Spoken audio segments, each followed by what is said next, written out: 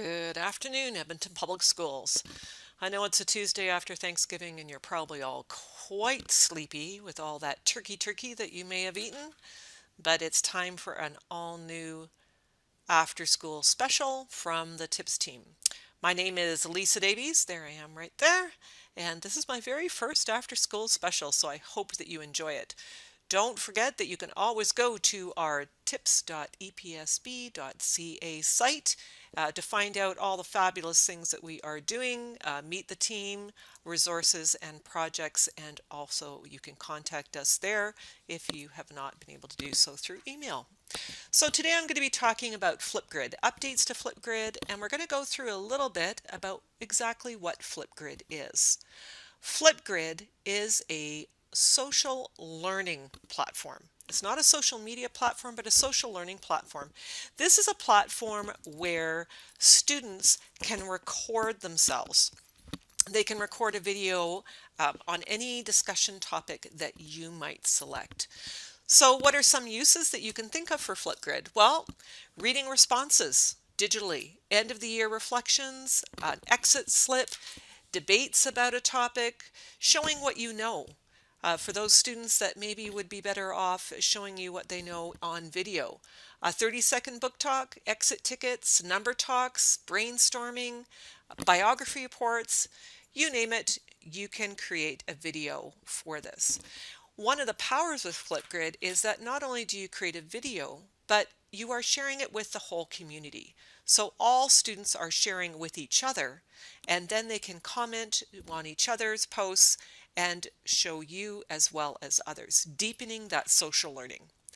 So quick startup, when you go, you can go to flipgrid.com and you can sign up for Flipgrid with Google. It will use your Edmonton Public Schools Google account, and Microsoft has now made Flipgrid Pro free for all educators. So using your epsb.ca account, you can sign up with Google for free.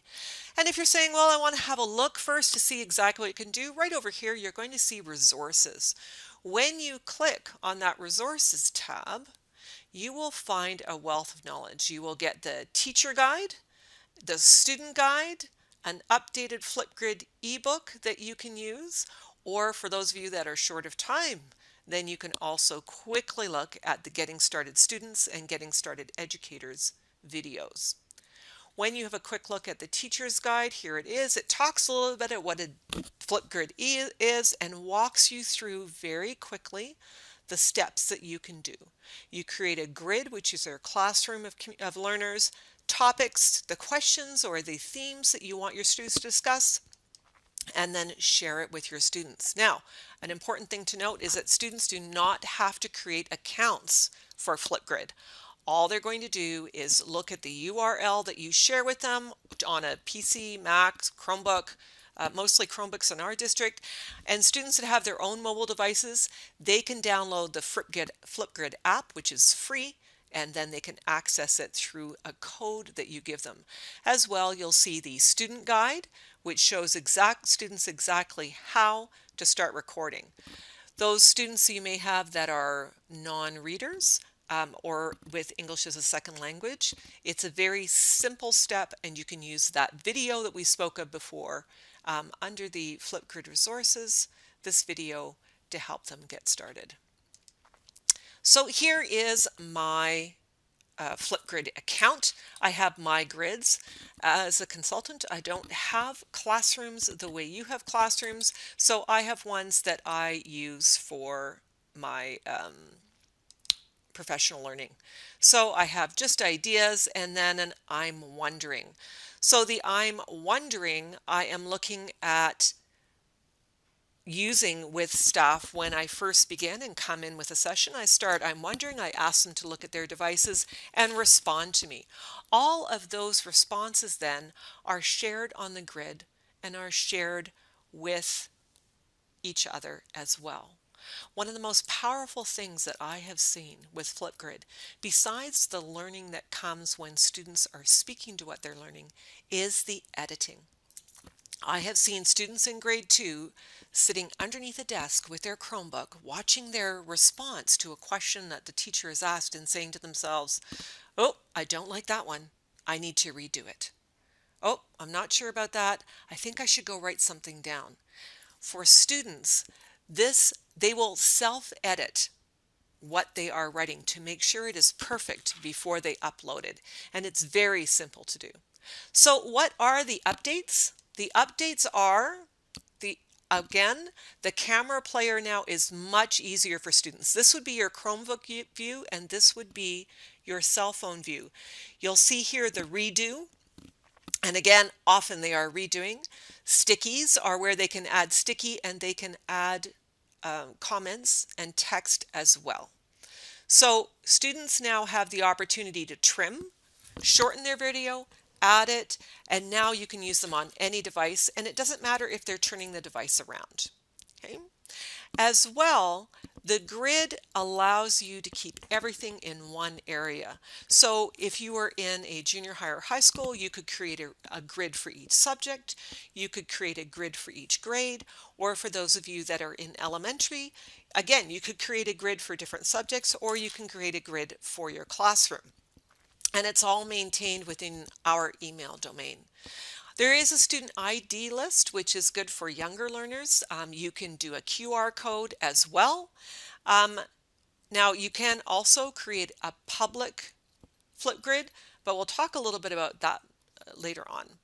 So you don't have to fill in your first name, last name, and email. Everything is done. It is now just in the grid so that students don't need to be giving out any personal information. Another thing that has happened now is that you can go global.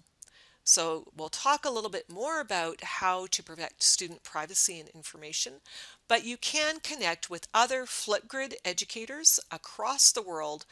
Of course, this being American, they've got mostly American, but across the world, and start to share stories. As well, you can see here some of the incredible projects that people have done. You can get ideas about different things that you can discuss. I love the book talk one. I've seen students from grade 2 all the way up to grade 12 using that. Another thing that Flipgrid has added is mixtapes. I don't know if you are the same age as I am, but I remember the mixtape. Remember your boyfriend or your girlfriend would get you a mixtape and it was kind of like, oh, we care about each other. Well, what they've done with mixtapes is that you can connect different Flipgrid videos and put them together. You can create, right down over here, I'll just show you here, you can create student portfolios. So those celebration of learning, a showcase of learning, project highlights, read alouds, a wonderful way for students to share. I've seen a grade 2 classroom do this with Elephant and Piggy. Family night memories, as if you're doing this with people inside your family, or student TED Talks. What if you had students do a TED Talk about the subject that they were researching or looking at right now? A little bit different than standing up in front of the class and doing a presentation. This would be another way to flip that around. So another excellent thing that they have done with Flipgrid is the share to classroom.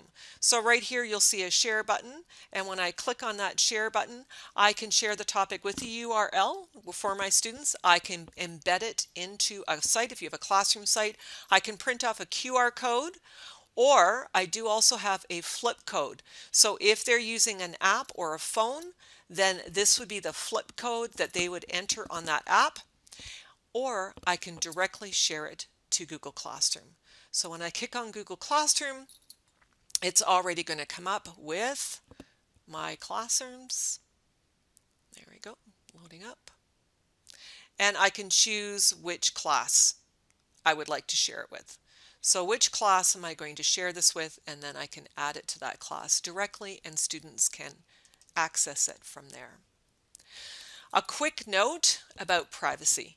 One of the good things about Flipgrid is that there are no student accounts, but however, you do need to ensure that you are not sharing your grids publicly without checking your FOIP forms and without informing parents.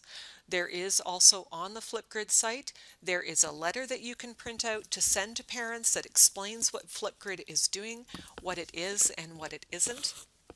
And if you have parents who choose to opt out of Flipgrid, then you would want to have an alternate way for those students to show their learning and to share in the Flipgrid with others.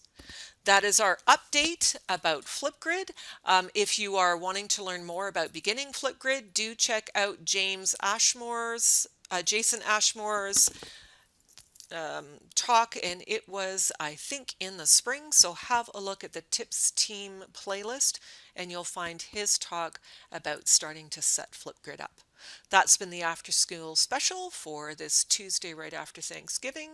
I hope you go home and have a nice nap after you're watching.